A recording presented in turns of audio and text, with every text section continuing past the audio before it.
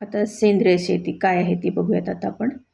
आता आजकाल हे सगळे कीटकनाशके, खते यांचा जो दुष्परिणाम समाजात आपल्याला बघायला मिळतोय, तर त्याच्यावरती मग आता सेंद्रिय शेती हा एक पर्याय आजकाल उदयाला यायला लागलेला आहे. त्याची मागणी दिवसेंदिवस वाढायला लागलेली आहे. मग त्यामुळे ह्या सेंद्रिय शेतीकडे लोकांचा कल वाढलेला आहे आणि त्याच्या जी उत्पादनं त्याची सेंद्रिय शेतीतली असतील ती घेण्याकडे जे ग्राहक लोक आहेत ते पण त्याची मागणी मोठ्या प्रमाणावर करत आहेत आणि त्याची उपलब्ध पण होत आहेत. तर शेती करत असताना आपल्याकडे रासायनिक खतांचा आणि कीटकनाशकांचा मी आत्ता जसं म्हटलं तसं अनिर्बंध वापर झाला. याच्यामुळे रासायनिक विषारी जी घटक आहेत ते काय झाले, अन्न पाण्यावाटे माणसाच्या शरीरात पोचली आणि त्याचे दुष्परिणाम मानवावर आणि पर्यावरणावर साहजिकपणे दिसायला लागले. तर जमिनीच्या सुपीकतेशी व पिकांच्या किडीच्या प्रादुर्भावाशी संबंधित अनेक प्रश्न निर्माण झाले आहेत.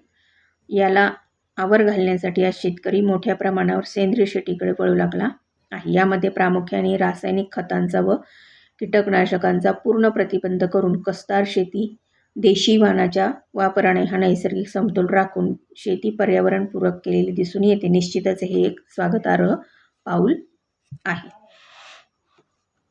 आता इथे बघा, मधुमक्षिका पालन. तुम्हाला सगळ्यांनाच माहिती आहे मधुमक्षिका पालन म्हणजे मध मिळवण्यासाठी त्या ज्या माश्या असतात त्यांची पण संगोपन करून त्यांची वाढ करतात आणि त्याच्यापासून मध मिळवून त्याचा व्यापारी उपयोग केला जातो. तर पोळे तर सगळ्यांनीच बघितलेलं आहे मधाचे. तर पोळे काढण्यासाठी पारंपरिक जी पद्धत आहे ती चुकीची आहे की या माशांना जळत्या मशालीचा किंवा चुराचा म्हणजे जे पालापाचोळा पडलेला असतो त्याचा धर करून काय करतात, पळून लावतात आणि नंतर पोळ्याचे तुकडे करून ते काढतात. त्यामुळे काय होतं, पोळ्याचा नाश होतो, मात्र मोठ्या प्रमाणावर मधमाशा पण मरतात. मध्ये कृत्रिम मधमाशांची जी पोळी किंवा पेटी वापरली तर त्यातून पोळ्यातील मध काढणे सोपे जाते आणि त्याबरोबर पोळ्यांचे व मधमाशांचेही नुकसान होत. औषधी वनस्पती लागवड ही सुद्धा एक प्रकारे आर्थिक उत्पन्न वाढवण्यासाठी केलेला एक पर्याय आहे की ज्याच्यामध्ये जे आपल्याला आयुर्वेदामध्ये वनस्पती औषधासाठी लागतात त्यांची वाढ शेतीमध्ये करायची. आणि भारतामध्ये याचं काय झालेलं आहे की जैवविविधतेचं भारतामध्ये खूप मोठ्या प्रमाणावर वर्धन लाभलेलं आहे जैवविविधतेचं. आणि भारतीय माणसाला निसर्ग हा मनापासून आवडतो, झाडं झुडपं पशुपक्षी. तर नैसर्गिक साधनांचा वापर करून जर रोगमुक्ती शक्य करणारा जो आयुर्वेदाचा फार मोठा वारसा त्यामुळे आपल्याकडे आहे. आणि आयुर्वेदात सांगितलेल्या ज्या औषधी वनस्पती आहेत त्या पूर्वी काय व्हायच्या, जंगलातून गोळा केल्या जायचे, पण आता आजकाल जंगलं राहिलेली नाही आहेत, कमी झालेली आहेत. त्याच्यामुळे या वनस्पतीसुद्धा काही प्रमाणात लोप पावलेले आहेत, कमी झालेले आहेत किंवा काही नष्ट पण झालेले आहेत. तर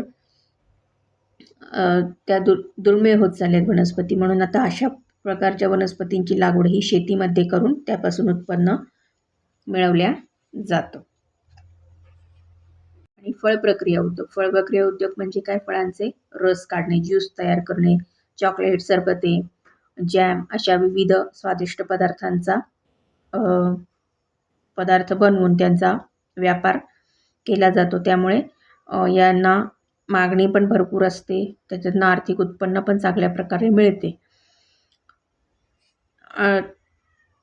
आता तुम्ही ह्यातली बरीचशी उत्पादनं वापरता, कायमच आपण सगळे वापरतो, जसं चॉकलेट, सरबत, जॅम, जेली वगैरे. पण सगळ्याच फळांवर प्रक्रिया शक्य होते. हे फळे नाशवंत शेतीमाल आहे, तो वर्षभर वापरता येऊ शकेल अशा प्रक्रियेची गरज असते. कारण फळांचा रस काढून तसाच ठेवला तर तो दुसऱ्या दिवशी खराब होतो. म्हणून ह्याला जर वर्षभर टिकवायचं असेल तर त्याच्यावरती त्याप्रमाणे प्रक्रिया करणंसुद्धा गरजेचं असतं. म्हणून कोल्ड स्टोरेजपासून वाळवणे, खारवणे, साखर घालणे, आंबटवणे, हवा बंद करणे अशा प्रकारची जी फळं टिकवण्याची प्रक्रिया आहे ती केली जाते. आणि अशा प्रकारचे जे पदार्थ आहेत ते उपलब्ध करून दिल्या जातात. तर विद्यार्थी मित्रांनो, आता आपण या प्रकारे बघितलं की जैवतंत्रज्ञानाने कशा प्रकारे आपल्या जगण्यामध्ये किंवा आपल्याला ज्या जीवनावश्यक वस्तू आहेत त्यांच्यामध्ये कशा प्रकारे त्याने त्याचं योगदान दिलेलं आहे. तर आता याबरोबरच आपला आजचा हा जो धडा आहे तो संपलेला आहे. त्याचा अभ्यास करून झालेला आहे. आता आपण आज इथेच थांबूयात. भेटूयात पुन्हा पुढच्या व्हिडिओमध्ये. तोपर्यंत नमस्कार, धन्यवाद.